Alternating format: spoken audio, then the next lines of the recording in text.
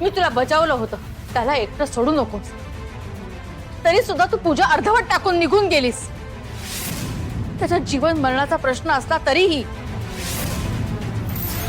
उलट तोच तुला वाचवायला आला आणि स्वतःवर मरण ओढवून घेतलं तुझ्यामुळे.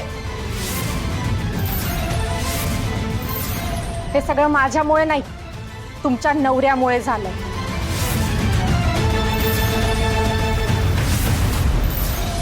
यांचं नाव सुद्धा घेऊ नकोस तू. घेणार, 100 वेळा घेणार.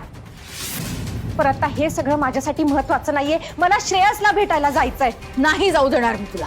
श्रेयसवर तुझी सावली सुद्धा पडू देणार नाही मी. बायको म्हणून तू कर्तव्य निभावू नाही शकलीस, त्याची शिक्षा तुला मिळायलाच पाहिजे. आत्या, तुम्ही मला थांबवू शकत नाही. मी तुला नाही जाऊ देणार. इकडे ये रे जरा. या मुलीला श्रेयसच्या खोलीत जाऊ द्यायचं नाही. अहो ताई, ऐका ना, असं नका करू प्लीज. अहो ताराने ना मुद्दाम चुकवली ना ती पूजा. उलट आपल्या श्रेयसने सांगितलं होतं तिला जायला, म्हणून ती गेली हो. आणि ती वेळेवर परत आली असती पूजेसाठी. पण पुढे काय घडलं तुम्हाला तर माहितीच आहे ना. ताई, ताराचं श्रेयसवर खूप प्रेम आहे. तिला भेटू दे प्लीज, भेटू दे. संजय, तो आज जो पडलाय ना तो तुझा भाचा आहे. तुला जी काळजी वाटते ती त्याच्यासाठी असायला हवी, त्या काल आलेल्या मुलीसाठी नाही. तू कसली हिची तरफदारी करतोस?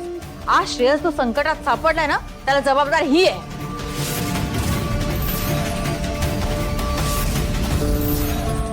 सांगितलं ना मला श्रेयसला भेटायचंय. हे चुप.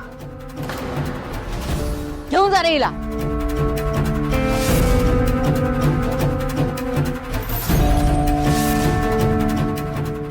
आत्या, मला माझ्या श्रेयसला भेटायचंय.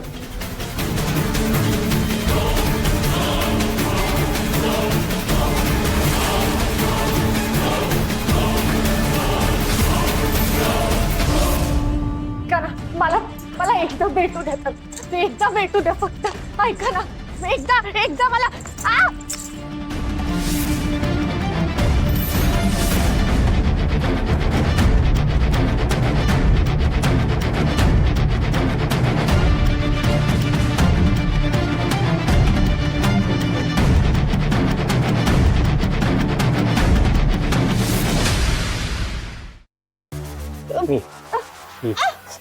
सांभाळ सांभाळ.